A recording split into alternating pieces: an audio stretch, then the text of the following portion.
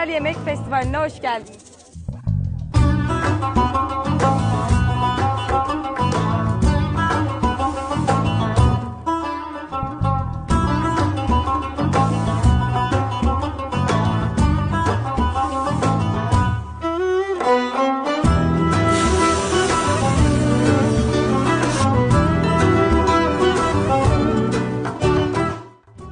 Sayın Valim, Mece Hakkari'nin en eski yemeklerinden. Ve reyhan şerbetimiz var Sayın Valim. Uçkundan turşu ve reçel yapıyoruz Sayın Valim. Doleme. Bal kabağı. Tatlısının hamurunda ceviz bulunur Sayın Valim. Çok güzel. Hepinizi alkışlıyorum. Tebrik ediyorum sizi. Bravo. Teşekkür ederim.